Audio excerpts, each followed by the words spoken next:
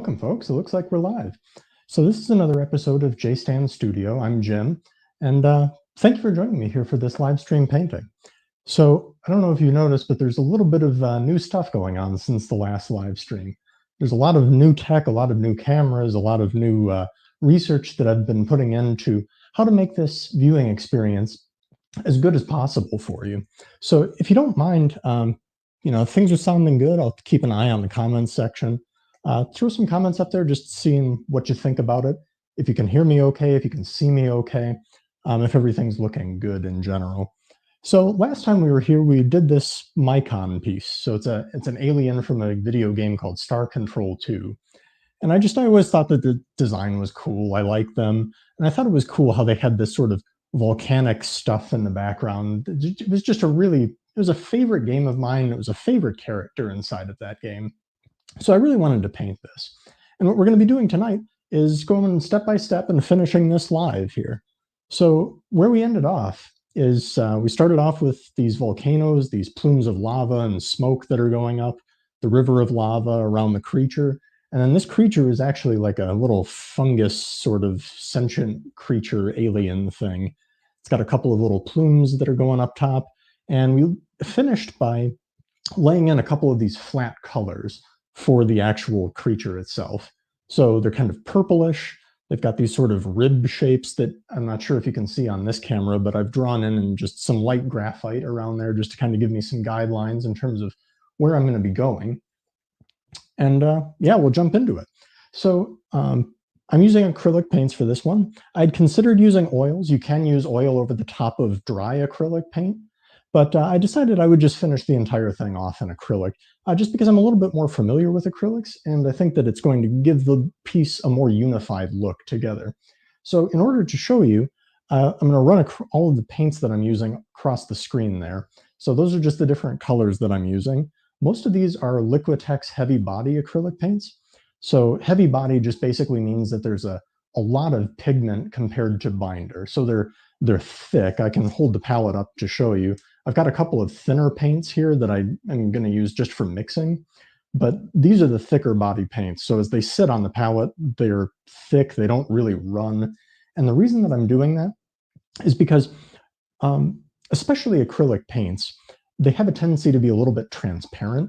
So when you're painting a lighter color like this purple over the top of a really bold, powerful color like the black of the background, a lot of times what you'll get is transparency.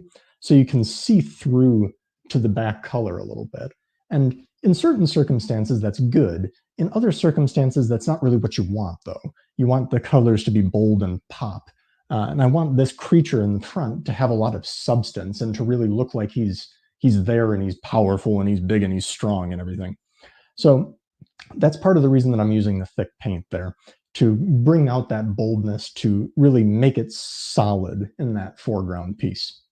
So the other reason that I'm using these thicker paints is because in general, the thicker paint allows you to kind of work with it a little bit more. And what I mean by that is it doesn't dry immediately and it doesn't soak into the canvas right away. So you can kind of move it with your brush and sort of play with it, get the blends that you want. Overall, it just produces a better effect when you're trying to get subtle gradations. So these shapes here are kind of like ribs. They kind of stick out, and you want them to have sort of a rounded appearance. It's the same with this lip over here. It's not a hard edge as I painted it right now. It's more of a lobe kind of, which is super gross, I know, but it's cool and it's going to be great. It'll make for a fun subject to paint here. So without further ado, let's get started. What I've done here is I've rigged up a 2-camera setup. There we go. Sorry, still getting used to the new rig setup here. Let me know what you think about it, by the way. I hope you like it, because I really want this to be as good of a viewing experience as I possibly can make for you guys with the resources that I have available to me. So we've got kind of a close-up camera over here, which will kind of show you what the brush strokes are looking like, and then the far camera over here as well that'll capture the entire scene. So let's get started. So I'm thinking what I'm going to do here is I'm going to start mixing up purples for the body of this creature. So purple, we're going to go red, and we're going to go blue on this. So I'm going to go into my alizarin crimson over here, darker red. And these are both, like I said, the thicker body paints. So this is going to be quite thick in terms of the paint. And I've gone in with a little bit more blue than I have with the red. So you see it's a pretty dark shade of purple that's there. And what I'm going to do is I'm going to work from the shadow areas to the light areas. That's in general just how I work. Usually I go dark to light. I think it's a little bit easier to visualize what's going on. And I think just for me in my brain, I think it just makes sense to me a little bit more. So that's going to go down. I'm going to mix up a little bit more. And I'm going to get down into this area in front. That's a little bit too blue. Let's change that up a little bit and grab a little bit more red. And there you can see what I was saying, that if that were a thinner paint, a lot of times that paint would just sort of be gone at that point. It would not be workable. But because it's a little bit thicker, I get a little bit of extra working time, so I can adjust the color that I have on the canvas and really make it come together a little bit better than I would have otherwise. So that's sort of my general shadow area. I want one up top as well. So there are these sort of light-filled plumes that go up to the top. I'm not exactly sure if they ever explained in the game what these actually were, but they look cool. So those pieces go up top, but the top surface is still kind of in shadow up there. So I'm going to go with a color that's similar to that shade that I just threw down, maybe a little bit brighter because it's got those light plumes up there. So I'm going to mix up a little bit more red into the color to get it a little bit brighter. And I'm going to come in here.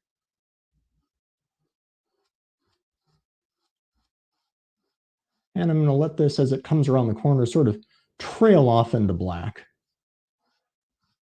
I want that color to sort of fade into black so that it's not a really harsh transition there. You want it to kind of give that illusion of being three-dimensional and having a little bit of shade in there. Oh, somebody said, love the two-camera look. Awesome. Somebody said elbow cough. Perfect. All right. So that kind of gets us our basic shade there. Awesome. Okay. Now what I want to do is mix up another batch of dark color there to go into these rib areas. So when I'm going into these sort of dark recessed areas, I want to start off with the dark and move to the light like I have been previously. So in this point, these are very dark inside of these recesses. So I'm going to actually take in a little bit of black and go into that purple color so that it's not pure black. Pure black has a tendency to have a little bit of a sharpness to it that I don't think is necessarily what you want in a painting. I think that pure black makes it stand out a little bit too much. It almost looks unnaturally dark at that point. So I'm going to go in and grab a little bit of this paint. And just where I've put in some of these pieces here, I'm going to go and fill in where I've drawn these little recesses.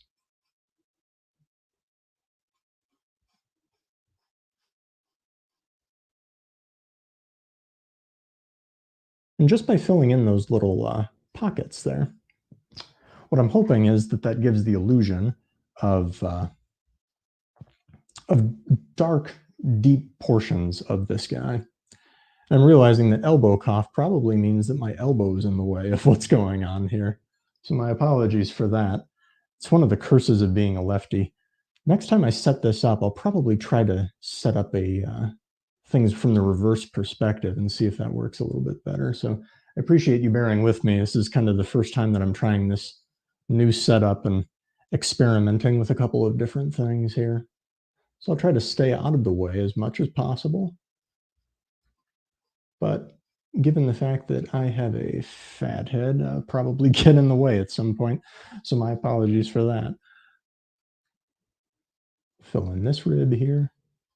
And this is just roughly going along the lines that I drew before. It's not necessary to follow them necessarily. They're just sort of there for a guide.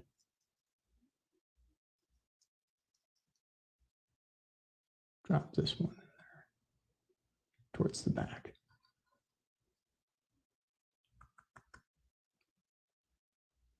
And there we are. So we've got those general rib shapes in there.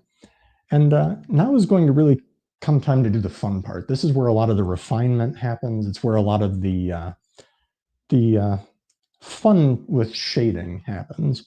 So now what I need to do, now that I have my dark areas, I need to sort of wrap the light areas around and kind of blend them in with those darker areas. So this is going to be what we're doing now. So I'm going to mix up, I'm going to clean my brush at this point. Since it is so dark at this point, because I just put in the black there, it's not really going to work for me to try to go that light with this. So I will clean my brush and I will grab a fresh guy here. And I'm also going to grab a smaller brush. So this is quite a bit smaller. It's got an angle to it. And what I'm going to use that for is a lot of these smaller parts, a lot of the finer gradations of the color that are happening. So I'm going to go into the alizarin crimson, a little bit of the blue as well. And I'm probably going to take this thinner red. You can see that it's running quite a bit, actually. It's running straight off the palette if I let it.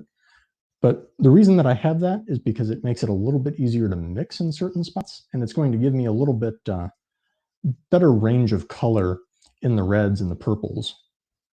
So I can get things to be a little bit brighter red, reddish purple, but still not have to go into the white necessarily. I try to avoid going into the white to lighten colors just because again, it's the same thing with the pure black. I think that it kind of creates sort of a grating look. It doesn't look quite right when you look at it, from what I've found at least. That's been my experience. Your mileage might vary, but might grab a little bit just to lighten this up. But in general, I try to stay away from that. So what I'll do here is, this is going to be, I'm kind of envisioning that our light source is coming in from sort of my face straight onto the canvas here. So these portions on the front here and up on the top are going to be the lightest. And then towards this side of the rib, it'll be bright. And on the opposite side, obviously, there will be a little bit of a shadow there. So I'm going to go in with that. And I'm going to grab a little bit more white, actually. I want to make sure that this is bright enough. And yeah, I think we're getting a good color there. So right along the edge especially, I want to make sure that this color goes in there and covers nicely. I also want to make sure that this edge stays clean and crisp, because this is sort of a defining edge. So I want to make sure that that really, really does come out and really does define the form well. Because I have the thicker paints inside of this, this is going to cover a little bit better. So one of the things that I noticed as I was looking at this was that the purple that I laid down before, while it was distinctly purple, you could see a couple of the brush strokes with it just because it was a thinner paint that I was using at the time. So I tried to kind of get around that by using the thicker paint. And it has been a pretty significant time. I was looking at the calendar since I finished, or since I last worked on this piece of artwork. And the reason for that, I've been doing quite a bit of other work, research on different cameras and lighting and microphones and everything. Software that enables me to do these split camera displays and everything, the different transitions and everything. Thinking about what I want to do with the channel moving forward. So that's kind of been the fruit that's come of that. And I've also been working on quite a few other side projects that have been sort of longer term. So one of the projects is linked in the description, actually. I'm a part of a community on Discord, which is just basically an app that allows people to do voice and text chat and get together and sort of just form a community. It's especially nice in this time of COVID. But it enables that voice and text chat to form the community. And it's a community of artists that get together and they're really into comic books. So the group that I'm part of there they do comic books. They do an anthology that comes out a couple of times a year, and it's called the 9-Volt Anthology. And basically it just showcases the work of different artists through their comic books that they make and enjoy. they write, they illustrate. And in that respect, it is a very cool community. It's a very cool project. And I've created a comic for that. So it's an 18-page comic. It's along the 9 volts theme of cosmic unknown. So space, sci-fi, science, fantasy, stuff like that is kind of the theme. And I'm going to be submitting that for publication, actually. It's going to be published. I'm going to submit those for publication tomorrow, I believe. But as of right now, all of the pages are done. So in probably, I'm not exactly sure, maybe late April, they'll be sending out or having that print copy to be available. But for now, at least, if you'd like to purchase it, you could go to my Ko-fi account, which is linked in the description. I think I have it up there for $3.50, I think. But it's a black and white comic, 18 pages, like I said. It's basically, the main character is like Abraham Van Helsing meets Gandalf in space, kind of. So he's on an alien planet fighting some horrible alien monster that he needs to figure out how to defeat so that he can save an alien boy, basically, who's been taken hostage and held captive by this alien race, and he's going to be sacrificed to this alien monster. So it's a cool story, and I think that you'll enjoy it. But like I said, that's available at the coffee shop in the description. So that's been the main thing that I've been working on. I've been doing a couple of other side projects with local church for their Stations of the Cross project that they've been working on. So I finished that up. I did artwork for the first Station of the Cross. So that was a very cool project that kind of made me stretch a little bit. Religious artwork was always something that I wanted to do just because I think that it has a lot of significance, a very good history, and a lot of symbolism, and something that means quite a lot to me. So that was a very cool experience to try something that's I've always wanted to do, but truth be told, has always been a little bit outside of my wheelhouse just because of the skill set that I have and the work that I've done to this point. So it was very good to stretch a bit. I'll come back to this. So what I was doing there in passing was adding in a second color. So I'm starting to kind of shift the plane of the form away and kind of curl it up underneath. So this is almost like a lips, basically. They kind of come out and around. So eventually this is going to fade into very dark black, but I'm putting in that second layer that's causing the rotation of the form, basically, or showing the rotation of the form. And in order to do that, I'm going to go into the dark color that we mixed up before with a little bit of blue. And I'll just cover that a little bit more, and I'll mix in those two layers together so that we get one cohesive unit.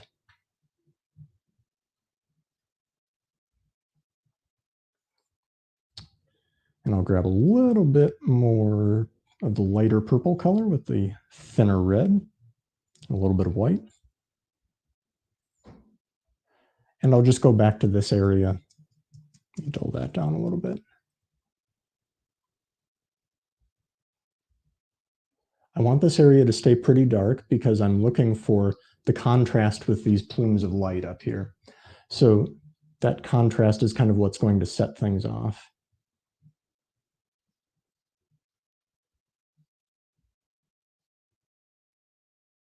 And there, I think that looks pretty good. I'm pretty happy with that. Perfect. So now what we're going to do is we're going to apply the same sort of methodology to each of these ribs.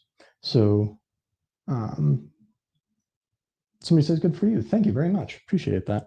So I'll be putting in that lighter color again. So I'm going to go in and mix up my lighter red, a little bit of white, and a little bit of blue. And I want this to be mostly light because this is going to be my sort of, not necessarily my highlight color, but my bright color on the form.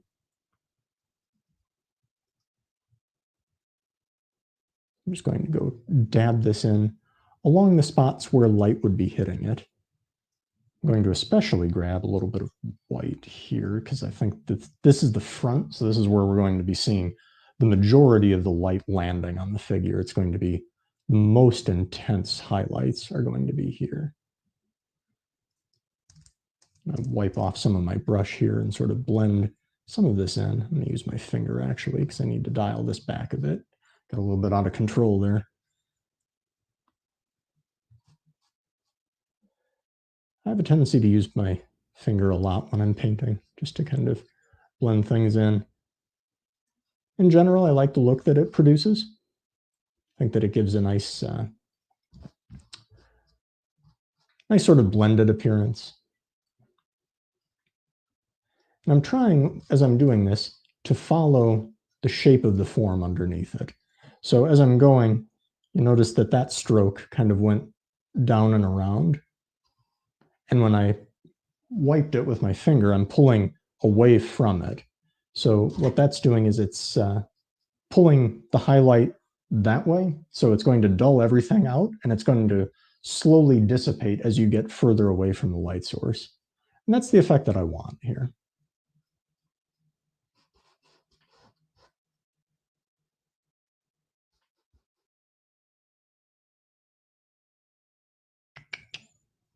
Perfect. A little bit more red.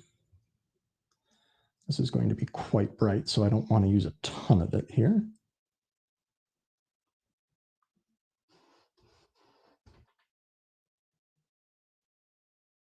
This is one of the most fun parts of painting for me, is just sort of going back and forth with light and shadow and shade and highlight.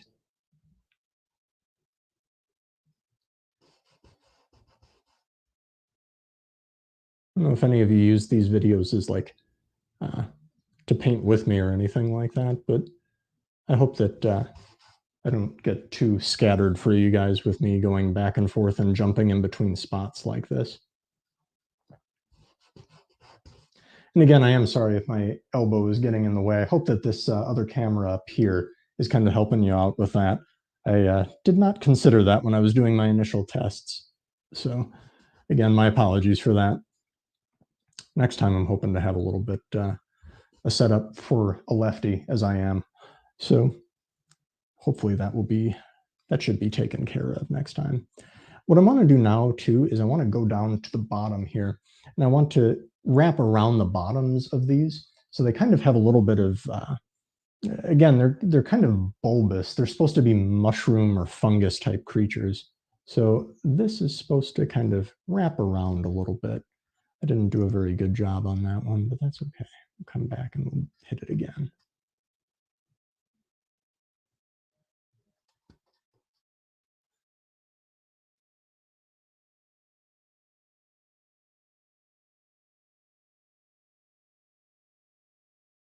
Around.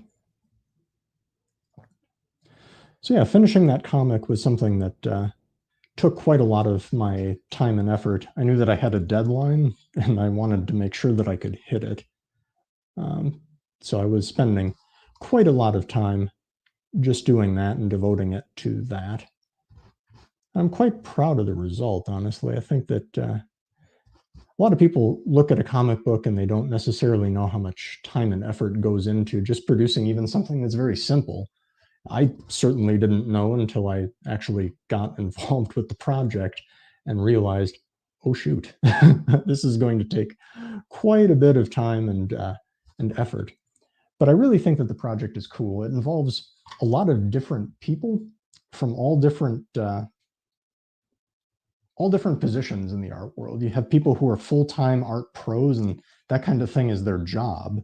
And then you have other people that are more like me that have dabbled in comics a little bit, do art on the side. It's something that they've enjoyed. It's a hobby that they have, but it's never something that they've done professionally or anything like that.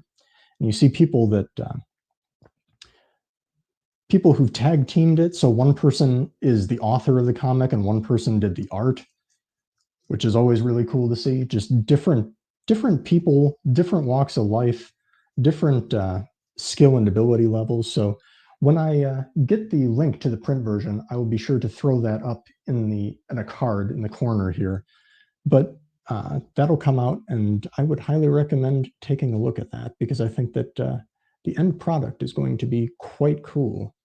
In that Discord that I was talking about, I've been able to see some of the work that other people are doing, and they're doing some very, very cool stuff.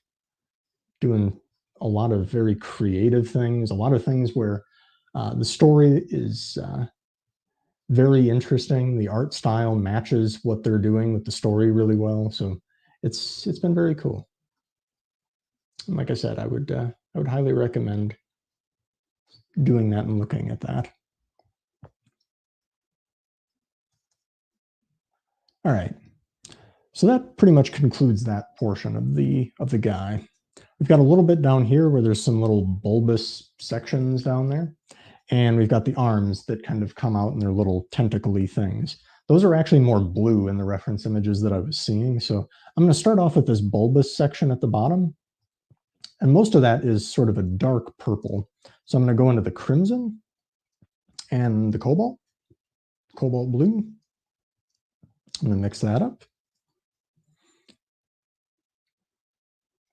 And I'll go in, and I don't want to kill all of the dark color that I have here, because that dark color is going to give me the deep recesses, the very dark and far away sections.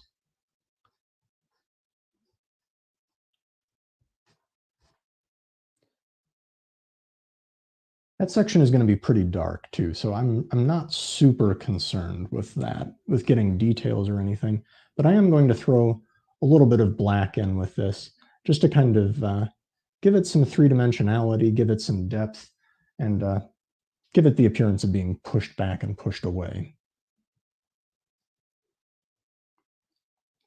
All right, and now that my paintbrush is good and dark and pretty much useless for the next section, I'm going to go rinse that in some water.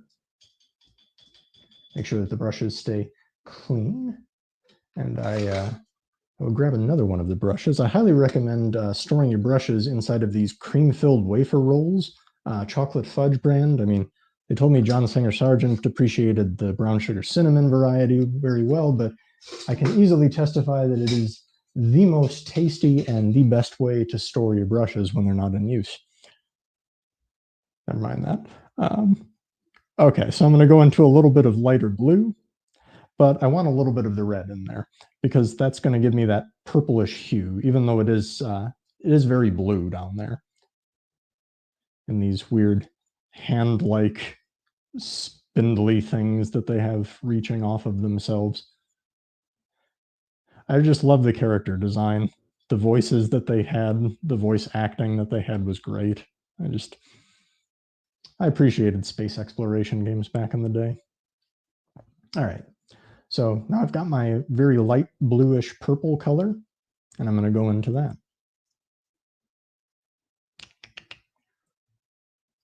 And I want to make sure that these come in and that they are fully covered, actually, because one thing that I noticed is, especially towards the end of the video last time, my paint was getting a little bit thin, so you can see through it a little bit too much, which is not an effect that I want. I want this to have a lot of solidity, like I mentioned up top. So that's what that's all about. All right, let's go into the next one.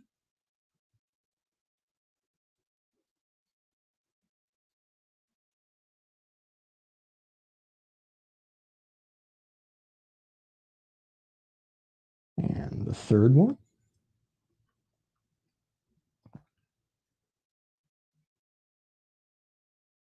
This one's a little bit more opaque than the others, which I think is all right. I think it'll give it a good look where there's a variety going on in the piece, which I think it's a good thing to have. I like having a little bit of variety, even though it does look a little bit changeable down there. I think that actually lends it an air of credibility almost. I don't know.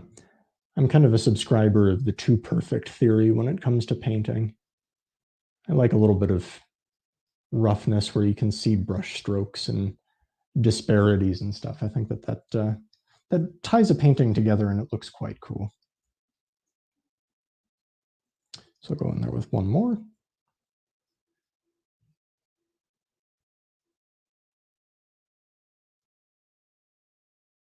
And I'm deliberately leaving sections dark in the middle I think that giving it that appearance of variability gives it an air of reality to it.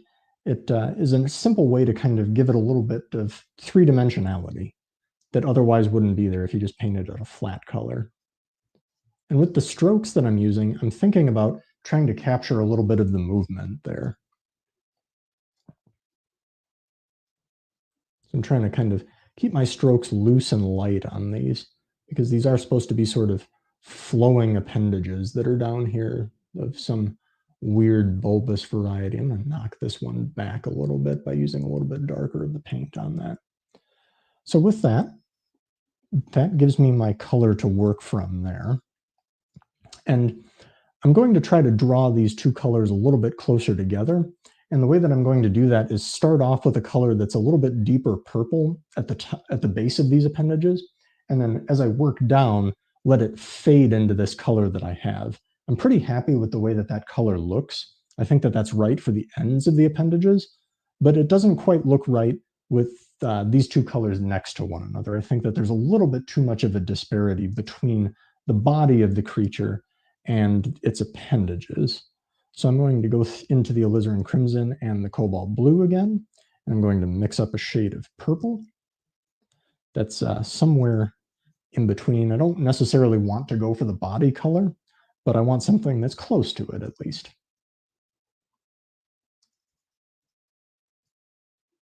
This is probably a good color here. Let's see what we've got. That's not bad. Yeah. And then what I'm going to do here is I'm going to just pull it with my finger. Need a little bit more on there.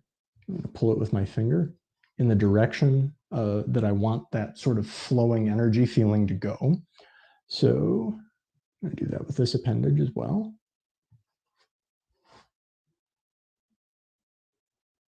And just pulling it like that, I feel like it gives it a certain feeling of movement, a certain power to it that it wouldn't otherwise have.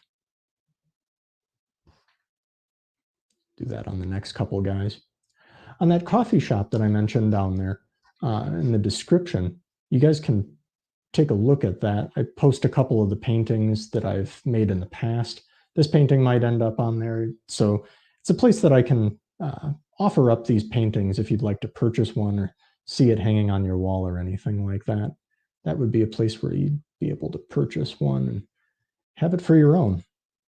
I enjoy painting just for the sake of painting, but I really do enjoy it when other people can enjoy it as well. It's the reason that I do these live streams, so that I can share it with people. Because otherwise they just sort of, it's just me sitting here painting. And while that is a good thing just in and of itself, I feel like it's sort of something that's meant to be shared. And it's really more enjoyable when other people can enjoy it as well. There. So I'm pretty happy with the way that that looks. It almost has a certain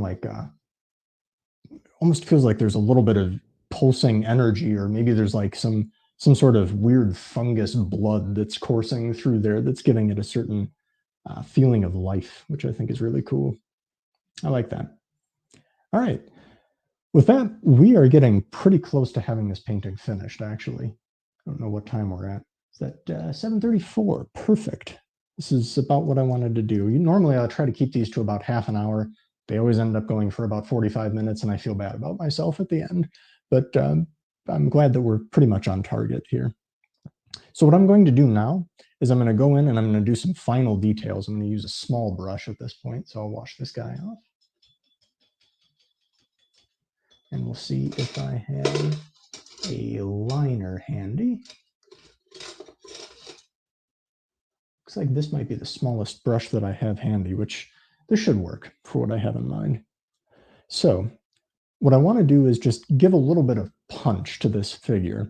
So I want to put in a couple of very bright highlights, not necessarily to give it the feeling of glossiness. I don't want to have that sort of a look, but I think just having a little bit of punch in certain spots where the light might be hitting it just so, where you get a really bright highlight, will kind of give it a really good polished look. So I'll put one there. And this is a point I just made a conscious decision, an unconscious decision that I'm going to make conscious so that I can talk you through what I'm thinking here. I almost put it very near to these bright light plumes that are up here, and I made the decision to pull it back. And the reason for that is because I want there to be a sharp line of division in the purple here between these bright sections back here and the dark sections in the foreground. So if I put the highlight right next to the light section, it's going to kind of muddle things because light and light, there isn't a lot of contrast. It's going to kind of flatten things out a little bit. Having an area of dark there, though, is going to kind of give it more of a three-dimensional look. It's going to put a little bit of distance between those two things, and it'll help increase the impact that both the highlight and these plumes of light have. So I'm going to actually pull this forward a little bit and keep it away with a little bit of a gap from this bright section here. And here we'll just put a couple little sections of bright white on these foremost little rib sections. And because I'm using such a thick paint, what I can actually do is just kind of go up to the canvas and just barely touch it. Because what's going to happen is the tooth or the texture of the canvas is going to interact with the thick paint, and it'll just pull off ever so slight amounts and cause it to break in really natural looking ways, which is what you want, honestly, is to have the painting look, have a sort of natural look. I don't think that having a painting that's too sharp isn't really a thing that I don't like that too much in my paintings.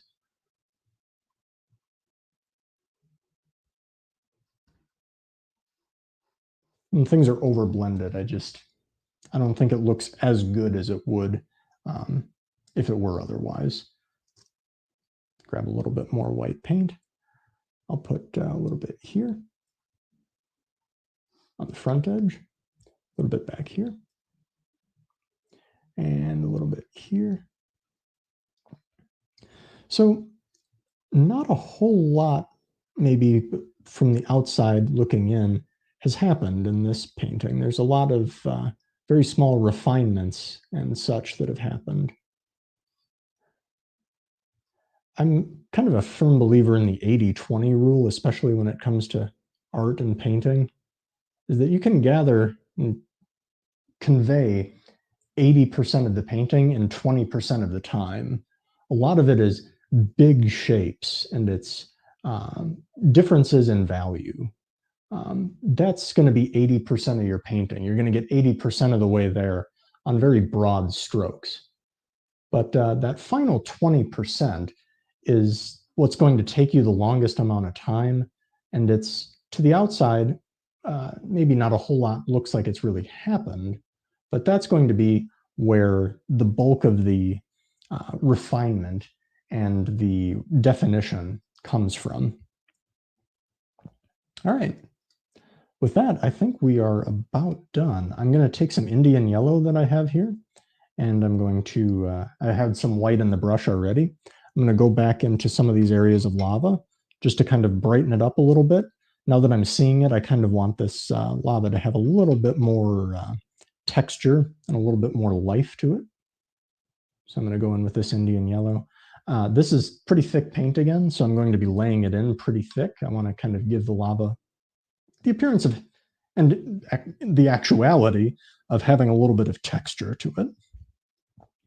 I think that adding some elements where there's three-dimensionality even in the paint, not necessarily just in how the paint looks, but the actual paint is laid on so thick that there's actual texture coming off of the canvas. I think that that's a nice effect. I usually look for a couple of little effects that I can put in with the painting. So we use the metallic blue paint up there. And the reason for that is if this were hanging on your wall or something, as you'd walk by, you'd see a little bit of the sparkle of the metallic. And I think that that's just a really cool little thing to add, just a subtle little touch into things. And I like how this Indian yellow is interacting with the oranges and the reds that are already on the canvas there. It's kind of taking on a more orangish warmer hue than it would have otherwise.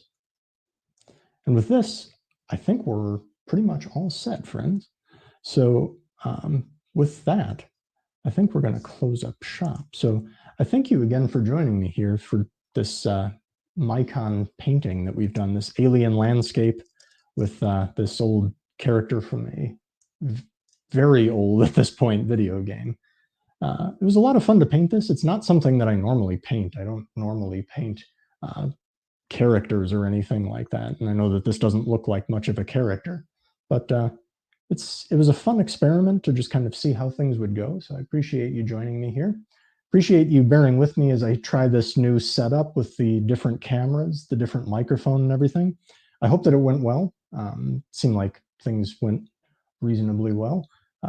Maybe a couple tweaks to make for next time. But again, appreciate you joining me here for this. So hope that you enjoyed. Hope that you learned something. Hope that you had fun. Until next time, God bless, friends. Thanks.